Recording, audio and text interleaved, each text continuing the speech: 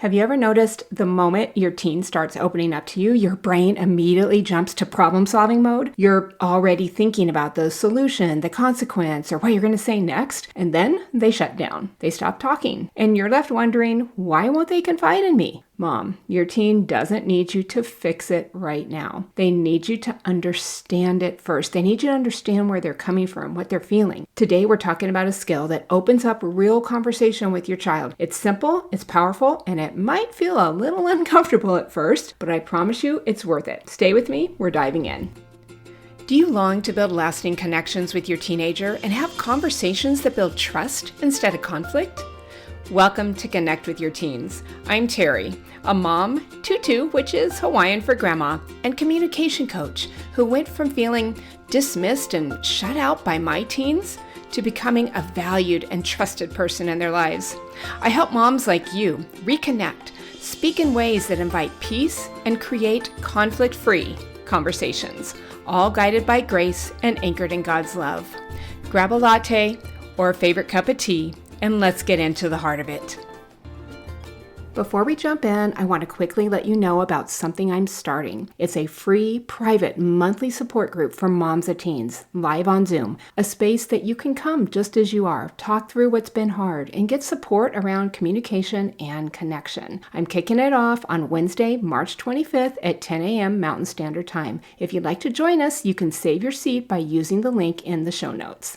Hey Mom, welcome back to Connect with Your Teens. I'm your host, Terry Lee, and this is the podcast where we talk real and raw about the challenges and the joys of communicating with our teens. As we get started, I want to paint a picture for you. So imagine you're trying to have a conversation with someone, but you're already 3 steps ahead planning what you're going to say next. You're not really with them, you're in your own head. That's often what happens with our teens. We hear them, but we're already thinking about the solution, the consequence, the lecture. We're not actually present with them. Yet, there's a way you can change that while building trust and connection at the same time. You know, misunderstandings are one of the top reasons for relationships of any kind to fracture. And with our teens, it's no different. And the result? They stop talking to us. I mean, honestly talking to us. And it's not because we don't care. It's not because we're bad moms or parents. It's because our kids just don't feel understood. They hear us already moving, often to fix-it mode, before we even know what's really going on inside them. And I was a big person that did this with my kids, all of them. And my husband, if I'm really being honest there. And even some friends, okay? So you're not alone in this journey. I'm sure some of you can relate. And the thing is that our kids, or anyone else, frankly, can walk away feeling criticized or judged, believing we don't think they've got what it takes to handle their lives. That's what you feel when someone's trying to fix you, right? And that disconnection costs us. It costs us in their trust. It costs us in the deeper connection and conversations that we want. It costs us the relationship that we really desire to have with them. But there's one simple, powerful skill that helps clear the road of misunderstandings, and I'm going to teach that to you today. I remember sitting with a mom whom we will call Sarah for the privacy protection of her identity and her family. She came to me and she was frustrated. Her 16-year-old daughter had just told her about a conflict with a friend, and before her daughter even finished the story, Sarah was already offering her best advice because she'd been there. She'd been through it. She knows. She said, "Well, here's what you should do," and then went into it. And her daughter just said at the end, "I don't know," and then walked away. Shut down. Sarah felt that rejection immediately, and we talked about what I was seeing as she described her story. She wasn't actually listening to understand what her daughter was going through. She was listening to fix it. And Mom, I've been there too, like I said. But once Sarah saw that pattern, she began to change her communication. This is a core block that keeps us from the connection we desire. But once you begin to eliminate that block, it opens up a whole new world of conversations with your kids. Here's the thing. When you take the time to slow down and really understand what they're experiencing first, before jumping into solutions or asking questions, the conversations will actually begin to get deeper and longer. Your connection grows, and your teen actually feels understood and begins to believe that you get them. It's like taking the scenic route on a hike instead of rushing to the summit of the mountain. Yes, it takes longer, but the view, the deeper connection, the enjoyment of the journey, it's worth every single extra minute. Now, here's exactly how you do it.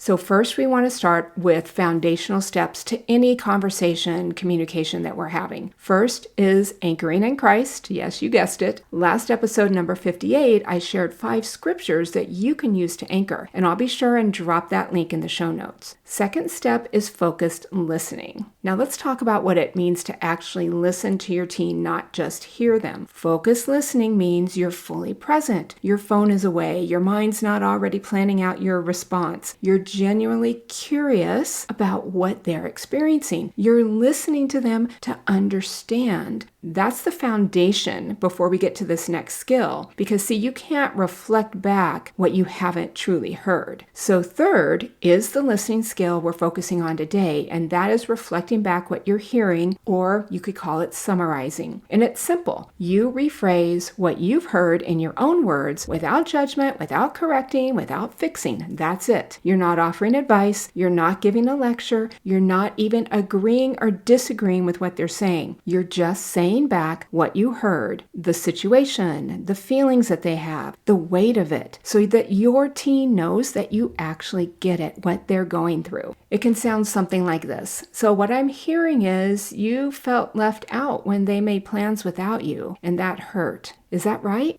Or it could be something like, it sounds like you're frustrated because you feel like nobody's listening to you at school. Did I get that right? That's summarizing, and it's one of the most powerful things you can do in that moment, because when you summarize, 3 things happen. First, you're proactively eliminating misunderstandings. You know that thing where you say something to someone and then they come back and they heard something entirely different? That's what we're trying to eliminate. You're making sure you actually understand what they're saying before you respond. There's no more talking past each other. Second, your teen feels seen. They see that you stopped long enough to really try to understand them. And that's love. That communicates safety. That builds connection. And then third, it diffuses emotion. Because when someone feels understood, their nervous system calms down. They're no longer in fight or flight mode. They're open. They're ready to actually talk. Think about this for yourself. When you feel safe, when you feel heard, when someone's just reflecting back what they're hearing to you rather than trying to give you the solution or what they should do next, how do you feel? You feel more open, like someone gets you. And that's what our kids want. They actually want to start talking to us more. That's why the skill changes the feel and the course of your conversations. I know what some of you are probably thinking. Isn't that just repeating back what they said? Won't they think I'm being fake or using some technique on them? And I have heard that objection a lot. But truthfully, when you summarize with genuine curiosity and warmth, compassion, empathy, when you're actually present while you're doing it, your teen feels your presence.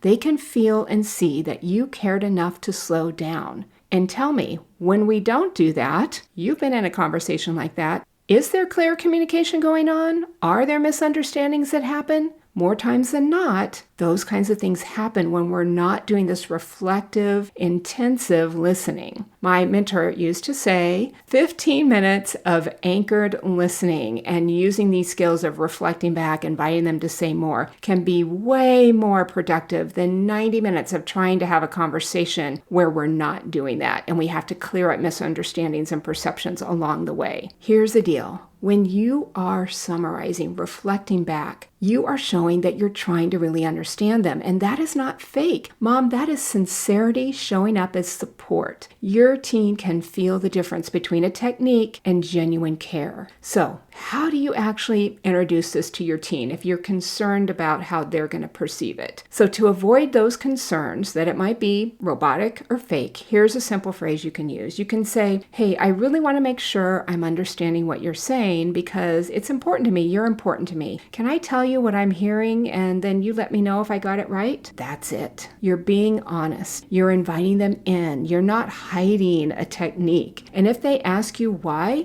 this is a great metaphor to use. You could say something like, you know how your GPS recalculates when you take a wrong turn? That's what I'm trying to do here, making sure that we're on the same page, on the same path, so that we don't end up somewhere we don't want to go. I really, truly want to understand what you're going through. That's something they'll get, and it shows them the benefit of doing this. You're going to have clarity, you're going to be able to build connection, and you're going to be able to be on the same page. So let me give you a couple more examples so you can see how this actually sounds. Here's one. Your teen says, "Nobody at school gets me. I feel like I don't fit in anywhere." You, instead of jumping to advice, say something like, "So you're feeling really alone right now. That's what I'm hearing. Like you're on the outside looking in. That sounds really hard." And what are they going to say? "Yeah, exactly. That's how I feel." Notice you didn't try to fix it. You didn't say, "Well, you know you have friends at church," or "That's not really true." You just simply reflected back what they said, and now they feel heard. Now they're open to talking more. Okay, here's another example. Teen comes home, says, "Coach said I'm not playing in the game on Friday."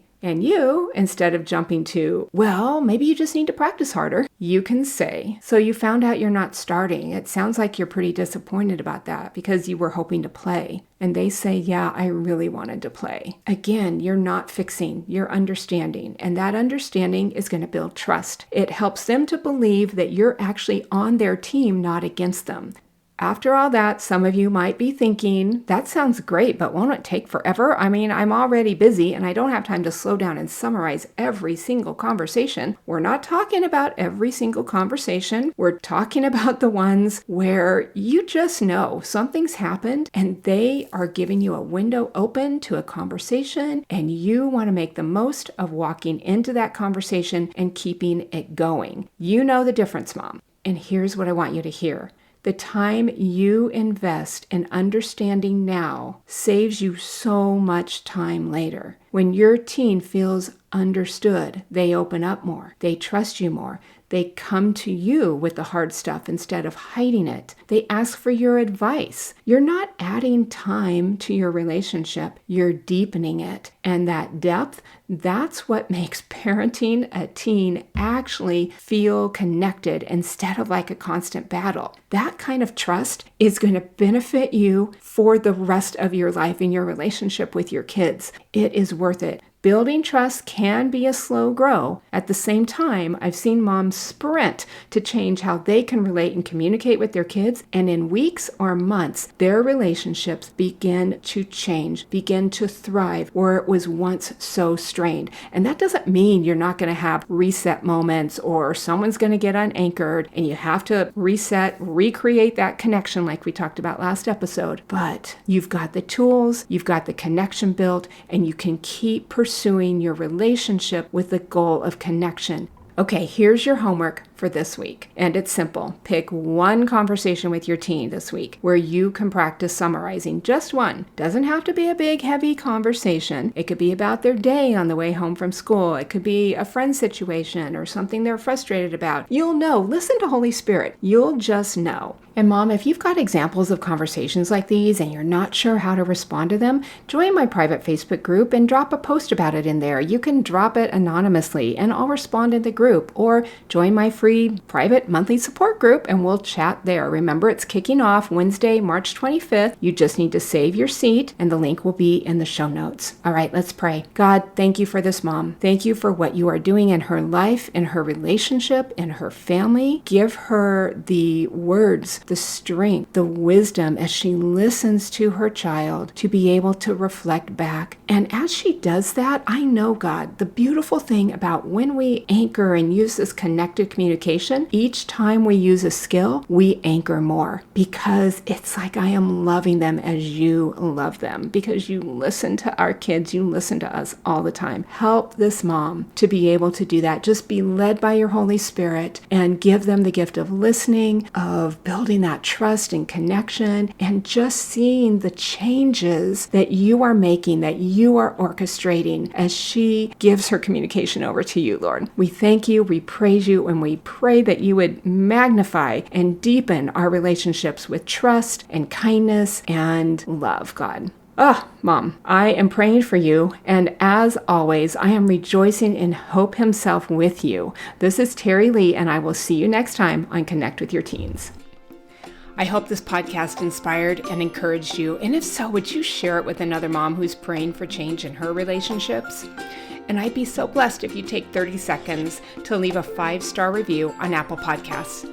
Your review helps more moms find hope and the encouragement they've been searching for.